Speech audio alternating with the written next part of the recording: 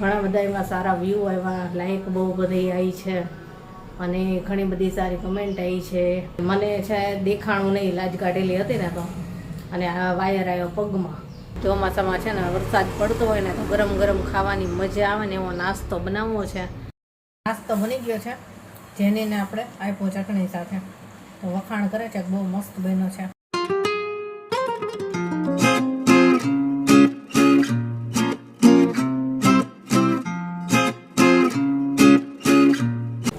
Good morning, જય શ્રી કૃષ્ણ. કેમ છો બધા?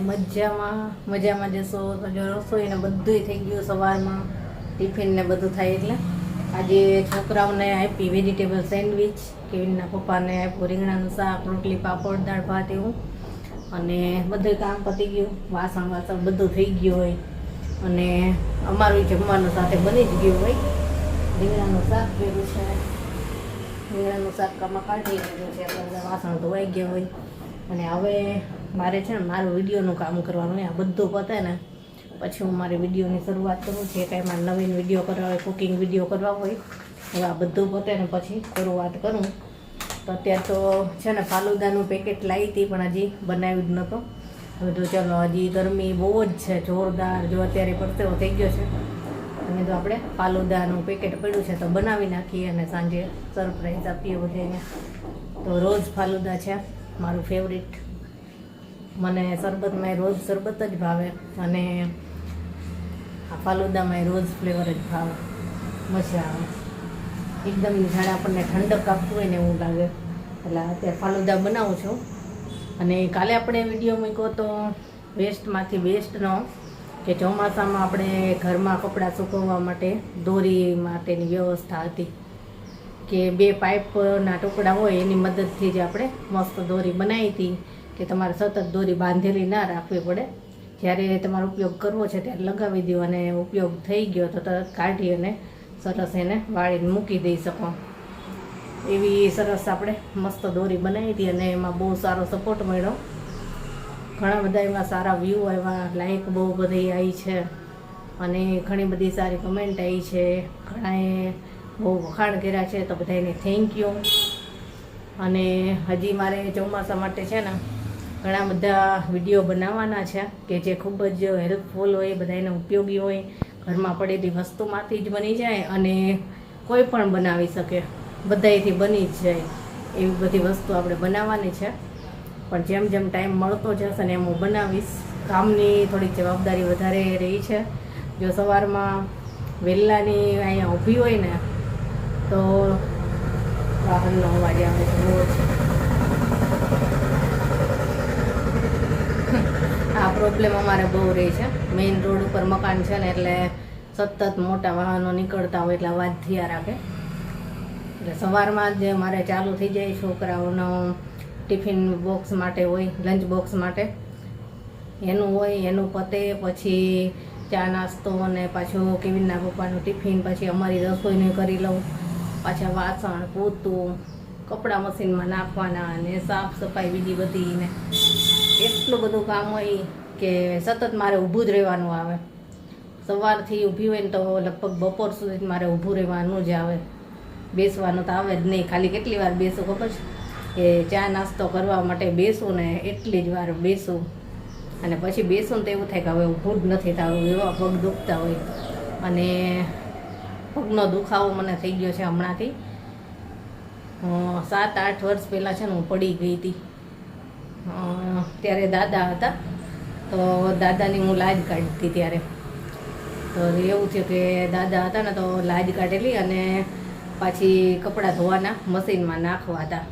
તો 2 હાથે આખો ઘણો બધો ઢગલો હતો, તો 2 હાથે કપડાં ઉપાડી અને બહાર મૂકવા જતી હતી મશીનમાં નાખવા, અને પાછી લાજ કાઢેલી હતી. તો કપડાં એ ઉપાડેલા હતા અને દેખાણું નહીં. અને છે ને ત્યાં મોટરે ચાલુ હતી, અમારે ટાંકો ત્યાં જ છે, એટલે પાણીની મોટર ચાલુ હતી અને એનો વાયર છે ને ત્યાં ટપીને જવું પડે એવી રીતે હતું.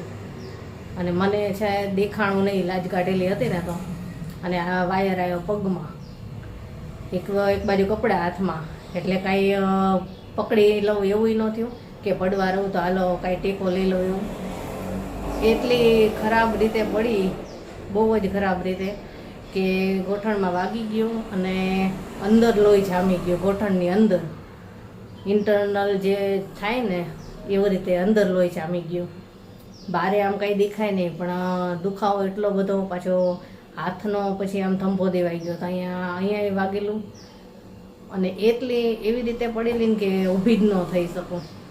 અને જે સાંધા બધા હતા ને બધામાં એવો ઝટકો આવ્યો કે એનો દુખાવો મને કાયમ રહી ગયો. અને હજી એવો દુખાવો થાય છે, અને હમણાં 2-4 દિવસથી તો એનો દુખાવો છે ને મને બહુ જ વધી ગયો છે કે બેસો ને તો પછી ઊભી થાવ એટલે એમ થાય કે બાકી જ રહું એવું થાય. થોડીક વાર તો સીધી જ ન થઈ શકું એવો દુખાવો થઈ ગયો છે. એના પપ્પાને કીધું કે હવે મારે જવું જ પડશે બતાવવા, હવે ચાલે એવું જ નથી કીધું. એટલે મને કંઈ હાલ લઈ જાઓ. મેં તો હવે મારો ટાઈમ હશે ને ત્યાં હું તમને કહીશ, ત્યારે લઈ જાજો, કેમ કે હવે ચાલે એવું નથી, એટલો બધો દુખાવો થઈ ગયો છે. એ ઓઠાણમાં જે લોહી જામી ગયું હતું ને ત્યારે ડૉક્ટર કે કાંઈ એનું ઓપરેશન કરવું પડે, કે ઓપરેશન કરીને કઢાવવું પડે, અથવા તો એની કસરત આવે એ કરવી પડે, એનાથી થાય કે બેમાંથી થાય. પણ આપણે બેમાંથી કંઈ ઉપાય કર્યો નહોતો ત્યારે, અને આજે એ વસ્તુ તકલીફ આપે છે. હવે તો જોઈએ, હવે બતાવવા જવું છે. ગરમી થાય છે જોરદાર, જો બતાવવા જવું છે. પછી જોઈએ શું કહે છે. કે જ્યારે એવી જોરદાર પડી હતી ને તો કમરમાં ઝટકો આવ્યો હતો, અને એ દુખાવો રહે ને મને બહુ વધારે થાય છે. એટલે પહેલાં જે કાંઈ આવું કંઈક થઈ ગયેલું હોય ને તો ત્યારે ખબર ન પડે, પણ અમુક વર્ષ જાય ને પછી એનો તકલીફ આપણને દેખાય. એટલે ત્યારે જ બધા આડોશી મને કીધું તો મને કે તું આનું ધ્યાન દેજે, કે આ તને વાગ્યું તું, પડી ગઈ છો, તો એમ નામ જવા ન દીધી કે હાલો થઈ જશે એવું ન કરતી, કે અત્યારે તને નહીં ખબર પડે તો કે અમુક સમય જશે ને પછી તને એ કે દુખાવો થશે, કે એટલે અત્યારે જે કાંઈ કરવાનું કીધું હોય ને તું કરજે કે. પણ મેં વળી કાંઈ ધ્યાન દીધું નહીં, અને હવે આજે બહુ એની તકલીફ ઊભી થાય છે. એવી નહીં કેટલાય દિવસથી કહે છે કે તું બતાવ કંઈક વધી જશે આમાંથી, તો હું એમ કાંઈ ધ્યાન દેતી નથી. અને હવે મને જ એમ થયું કે હવે નહીં હાલે, એટલે જોઈ સમય મળે એટલે બતાવવા જવું છે. અને હાલો હવે હું ફાલુદા બનાવી લઉં, અને પછી મારે થોડુંક કામ કરવું છે. અને આજે જો સમય મળશે ને બપોરે તો મારે વરસાદમાં ઉપયોગી એક બહુ મસ્ત વસ્તુ બનાવવાની છે, એ બનાવીશ સમય મળશે તો. અને હજી તો પાછું કેવિનના સ્કૂલના પેન્ટમાં એને થોડુંક ફિટિંગ કરવું છે, તો એ કે મને ફિટિંગ કરી દે. તો આજે એને એ આવે પછી એનું ફિટિંગ કરવું છે, કારણ કેટલું કરવું છે જોઈ દઉં પછી. એટલે એવું બધું કામ ભેગું થાય છે જોરદારનું. અને કુકિંગ વિડીયો તો હમણાંથી બહુ ઓછા બને છે, કેમ બનતા જ નથી. કેમ કે આ જે સવારથી ચાલુ થયું હોય ને મારું કિચનમાં કામ બધું, તો એ કામ જ મારે 11-12 વાગ્યા સુધી એમાં જોઉં, પછી થાકી જાઉં. તો એમ થાય કે ચાલો કાલે કરીશ, કાલે વિડીયો કરવો તો મારે, પણ કાલે પછી મારે માર્કેટે જવાનું હતું શાકભાજી લેવા, તો ભેગું થાય એવું નહોતું. હવે આજે સાંજે બનાવવો છે મારે કુકિંગ વિડીયો સરસ મજાનો, બધાને મજા આવે એવો. હાલો અત્યારે તો ફાલુદા બનાવી લઈએ. 1 લીટર દૂધ લીધો છે, અને એકદમ મલાઈવાળું દૂધ છે, ફૂલ ક્રીમવાળું. અને છે ને સૌથી પહેલાં તો ગરમ થવા માટે આપણે મૂકી દઈએ. તો સૌથી પહેલાં આપણે પેકેટ ખોલી લઈએ. દૂધ ગરમ થાય છે ત્યાં પેકેટ ખોલીએ આપણે. આ બહુ આસાન હોય છે, આમાં કાંઈ અઘરું નથી હોતું. જો આની અંદર આ રીતનું બધું જ મિક્સ આવે, સેવ, તકમરિયા, ખાંડ અને કોર્નફ્લોર ને બધું અંદર મિક્સ જ હોય. દૂધ ગરમ થાય એટલે ખાલી આ પેકેટ નાખી દેવાનું. અને જો તમને વધારે ગળપણવાળું જોતું હોય તો થોડી ખાંડ નાખી દેવાની. આખું પેકેટ નાખી દેવાનું એટલા દૂધમાં. તો બસ દૂધ ઉકળે પછી આપણે આખું પેકેટ નાખી દઈએ. દૂધ સરસ ઉકળી ગયું છે, અને હવે આપણે ફાલુદાનો પેકેટ આખો નાખી દઈએ. જો તરત જ એનો કલર આવી ગયો. આની સુગંધ છે ને બહુ જ સરસ આવે. અને હવે સતત આને હલાવતા રહેવાનું. જો વાહનનો અવાજ એવો આવશે ને કે કાંઈ સંભળાશે નહીં. આને સતત હલાવતા રહેવાનું. જે આની અંદર સેવ હોય છે, તકમરિયા હોય છે, એ બધું પાકી જાય ત્યાં સુધી આને હલાવતું રહેવાનું. જો આનો કલર એ સરસ આવ્યો, અને જેમ જેમ આ ગરમ થશે ને એમ ઘાટું થતું જશે અને સેવાઈ જો બફાઈ જશે. અને સતત હલાવતું રહેવાનું, નહીંતર નીચેથી જો દાજી જાય ને તો આનો ટેસ્ટ બગડી જાય. સતત હલાવતા રહેવાનું. 10 મિનિટની અંદર આ તૈયાર થઈ જાય. હજી થોડું ઘાટું થઈ જાય ને અને સેવ થોડી બફાઈ જાય ત્યાં સુધી આને થવા દઈશું. સુગંધ તો એટલી સરસ આવે છે ને આની.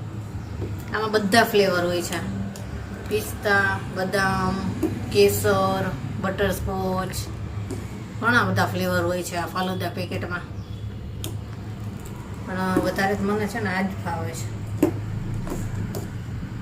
એકવાર મેંગો લઈ આવ્યા હતા, પિસ્તા લાવ્યા હતા અને એ બધા કરતાં અમને આ બેસ્ટ લાગ્યું. એટલે જ્યારે પણ લઉં ને આવા તો આ જ લઉં છું. જો આ ફાલુદા તૈયાર થઈ ગયા છે.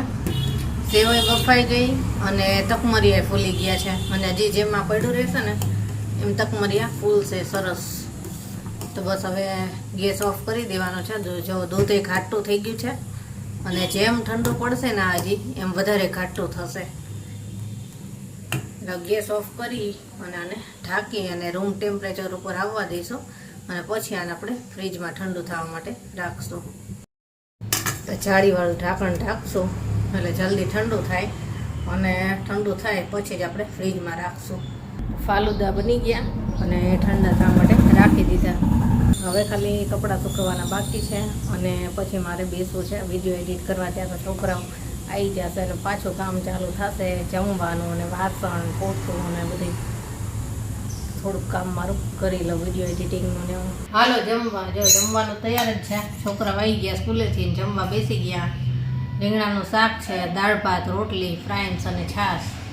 અને દાળ છે ને આજે તીખી દાળ નથી કરી, આજે મીઠી દાળ કરી છે, ગુજરાતી ખાટી મીઠી દાળ. એ ક્યારેક જ બનાવી. એ છે ને કેવીનને ભાવે વધારે અને મને ભાવે છે, પણ જેની એની પપ્પા ઓછી ખાય એટલે ક્યારેક જ બને, બાકી તીખી દાળ જ બને. આજે આટલું છે. હાલો જમવા. જમી લીધું. કેવીન ટ્યુશનમાં આવી ગયો અને વરસાદ ચાલુ થયો છે. જો જોરદાર બફારો છે અને ક્યારનો અંધેરો છે અને હવે ચાલુ થયો છે. એમ થાય છે કે મસ્ત વરસાદ આવી જાય ને તો સારું. એવું ગરમી જોરદારની છે. અને આજે સાંજે છે ને મારે કુકિંગ વિડીયો બનાવવો છે કે ચોમાસામાં છે ને વરસાદ પડતો હોય ને તો ગરમ ગરમ ખાવાની મજા આવે ને એવો નાસ્તો બનાવવો છે. તો એના માટે થોડી ઘણી તૈયારી કરી છે. અત્યારે થોડુંક તૈયાર કરી નાખું ને તો સાંજે પછી એકસાથે બધું ભેગું ન થાય એટલા માટે. બટેટા બાફવા મૂક્યા છે અને ખજૂર આંબલીની ચટણી બનાવું છું. આની પહેલાં બનાવી હતી પણ એ ખાલી થઈ ગઈ. હું છે ને ખજૂર આંબલીની ચટણી બનાવું એટલે થોડીક વધારે બનાવી દઉં છું, પછી બોટલમાં ભરીને ફ્રીઝરમાં રાખી દઉં છું. એટલે ક્યારેય પણ કાંઈ એવો નાસ્તો બનાવીએ કે છોકરાઓના નાસ્તામાં કાંઈ દીધું હોય એવું એની સાથે આપી શકાય. એટલે અત્યારે વધારે બનાવી છે અને પછી એક બોટલમાં ભરી અને રાખી દઈશ ફ્રીજમાં. અત્યારે તો બટેટાને હું બાફીને મૂકી દઉં ને અને સાંજે પછી વિડીયોની સીધી શરૂઆત કરીશ. સાંજ થઈ ગઈ અને કુકિંગ વિડીયોની જો બધી તૈયારી કરી છે. વાસણ કેટલાય થયા તો આખું પીંગળું ભરાણું. તો બધું જે તૈયાર કર્યું ને એના જેટલા વાસણ થયા ને ધોઈ અને મૂકી દીધા. અને હવે પાછી અડધો વિડીયો છે એ પૂરો કરીશ. કે એક સાથે તો પછી બહુ ઢગલો થઈ જાય. એટલે આટલું આ જે બધું કર્યું ને એનો જેટલા વાસણ થયા બધા ધોઈને આખું પીંગળું ભરાણું. અને આંબલીની ચટણી તૈયાર થઈ ગઈ. જો અને હવે ચાલો અધૂરો વિડીયો પૂરો કરવાનો શરૂઆત કરી દઉં. ત્યાં બધા આવી જશે. ગરમી થાય છે જોરદાર. થોડોક વરસાદ આવ્યો હમણાં, થોડા ઘણા છાંટા પડ્યા, ખાલી પલળું બધું. વધારે આવ્યો તો સારું હતું, કંઈક ઠંડક થાય. વાતાવરણ છે પણ આવતો નથી. વાસણે ધોઈને આવ્યા મૂકી દીધો, સુકાઈ જાય પછી લઈ લઉં. ચાલો મારો વિડીયો પૂરો કરું. નાસ્તો બની ગયો છે, જેને આપણે આપ્યો ચટણી સાથે. તો વખાણ કરે છે, બહુ મસ્ત બન્યો છે. જો બતાવું કેવું લાગ્યું. બહુ મસ્ત છે. બહુ વખાણા છે ક્યાં નહીં કહે છે મસ્ત બન્યો છે. ગરમ ગરમ ખાવાની મજા આવી ને. વરસાદ આવતો હોત તો વધારે મજા આવતે ને. ચટણી સાથે ખા મજા આવશે. અમને આવી ગયા છે, જમવા બેસી ગયા. કેવું લાગ્યું? આમાં શું કહેવાય, આપણે મેંદો નથી ને એટલે આ બહુ સારી વસ્તુ કહેવાય. મેંદો છે ને એ પેટને નુકસાન કરે છે, પણ આ ઘઉંના લોટમાંથી બનેલું છે ને એટલે સારું કહેવાય. Healthy. સરસ બન્યું છે. મજા આવી જો. અને આજ તો પંખો ચાલુ રાખવો પડે એવું છે વિડીયો શૂટ કરું ત્યારે ત્યાં, કેમ કે બહુ ગરમી છે. જો આ ચટણી પછી બોટલમાં ભરીને ફ્રીઝરમાં રાખી દઈશ. બધાય ઘઉંના લોટનો નાસ્તો ખાવાના. આનો વિડીયો છે ને આપણે મારી કુકિંગ ચેનલ જેનિસ કિચનમાં જોવા મળશે, અને એ આપણે 3-4 દિવસની અંદર આવી જશે, તો જરૂર જોજો બધાય. જમીન ફ્રી થઈ ગયા અને ફાલુદા સરસ ઠંડા થઈ ગયા છે, તો કેવિનના પપ્પાની ઈચ્છા છે કે અત્યારે આપી દે, કે આ બધો નાસ્તો કર્યો ને બસ એટલે હવે કાંઈ મજા ન આવે. એમને જોઈ છે તો આપી દઈએ. એકદમ ઠંડા થઈ ગયા છે.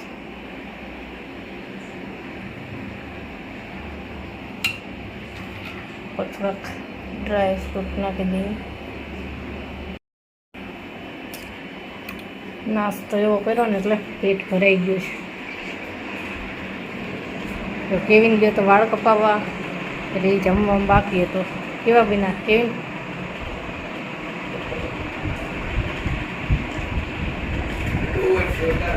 જોરદાર હતો ને. લ્યો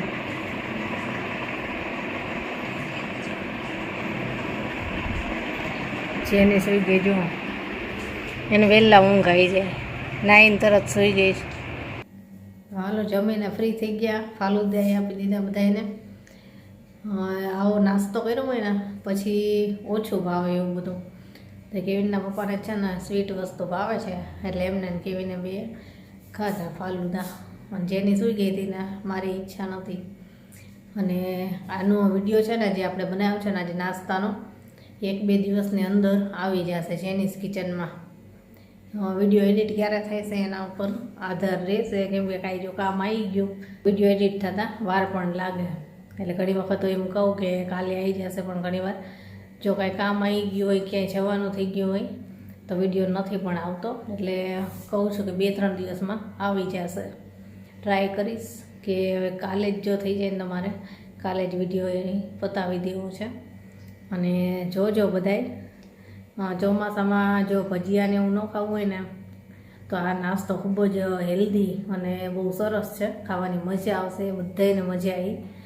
તો જોજો બધાય અને બનાવજો. અને ચાલો હવે આજનો વિડીયો આપણે અહીંયા જ પૂરો કરશું. કાલે મળીશું. Bye, good night.